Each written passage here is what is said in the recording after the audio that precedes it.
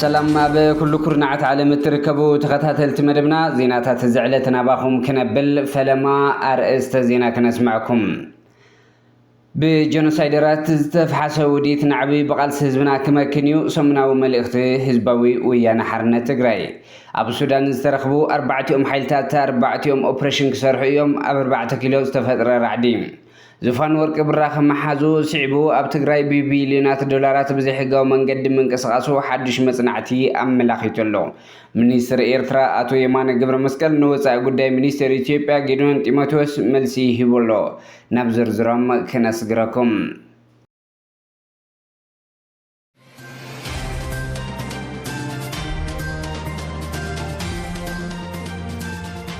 حزب تግራይ አንጻር ህልውንኡን ዝተበገሱ ኩሎም ተጻብኦታትና መከተብ ዝዘለናሉ መዋዕል ዝበጽሐ ህዝቢ እዩ ኣብ መገዛ መረበቱን መሬቱን ከጎብጥዎን ከንበርክኽዎን ጥራሕ ዘይኮነ ከም ህዝቢ ከጽነትዎን ዝተልዓሉ ወረርቲ ሓይልታት መኪቱ ህልውንኡ ዘረጋገጸ ህዝቢ ኣብ ዝሓለፉት ዓመታት ከም ህዝቢ ከጥፍእዎ ሃቂኖም ዝተፈጸሙ ወራራት ኣካል እዚ ንዘመናት እናደገሰ ዝመጸ ባህሪ እዞም ሓይልታት እዩ ህዝቢ ትግራይ ከም ቀደሙን እቶም አንጻር ህልውንኡ ዝተበገሱ ወረርቲ ብጽንዓት መኪቱ ህልውንኡ ቀጺሉ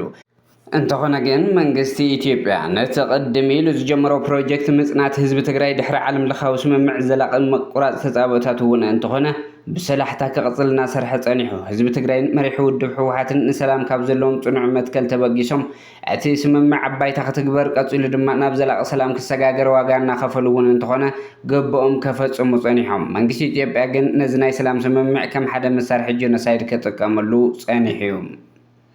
መንግስት ኢትዮጵያ ነስምምዕ አይፈጸመን ጥራሕ ዘይኮነ ካብ መንፈስን መትከልን ስምምዕ ፕሪቶሪያ ወጻኢ ዝተፈላለዩ ስእልታትን ሓንጸጸ ከጥሕጽ ጸኒሑ ካብዚኦም ገሊኦም ኣብ ልዕሊ ህዝቢ ትግራይ ንሕወሓትን ቅልዕ ወፍሪ ጸለመ ከካይድ ጸኒሑ ምዕራብ ትግራይ ካብ ወረርቲ ሓይልታት ነጻ ክገብር ዝኣተወ ውዕል ብምጥሓስ ነቶም ወረርቲ ሓይልታት ክዕጠቕ ከሰልጥን ክውድብ ጸኒሑ ኣሎ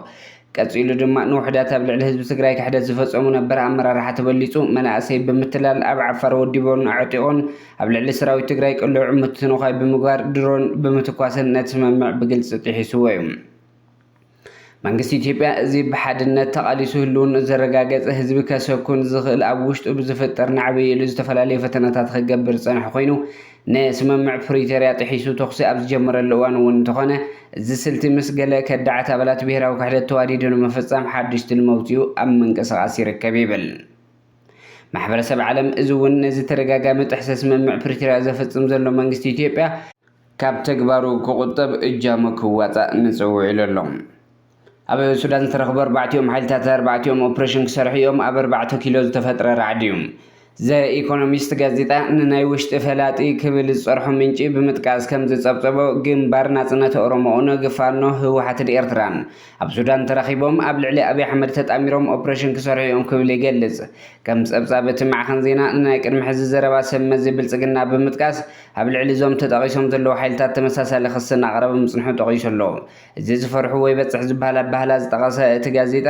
ህወሓትን ኤርትራን ብሓደ ኮይኖም ክወግኑ እዮም እናበለ ኣብ ራዕዲ ምንባሩ ጠቒሱ ኣሎ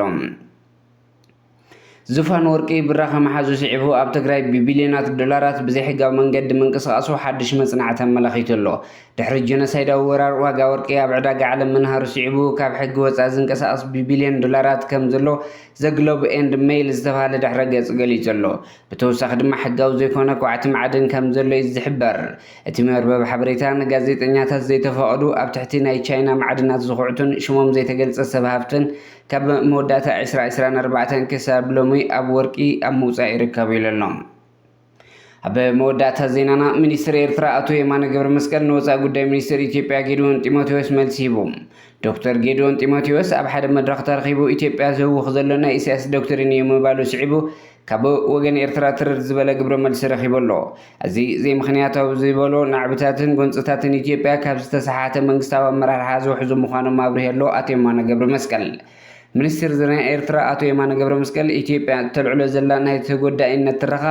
ኣድላይ እንተኾይኑ በር ባሕሪ በሓይሊ ዝብሎ ነገር ናይ ተስፋሕፋሕ ባህሪ እዚ እንዲዩ መሓወሩ ክሕፅሮ ዝገብር ዘሎ ይበል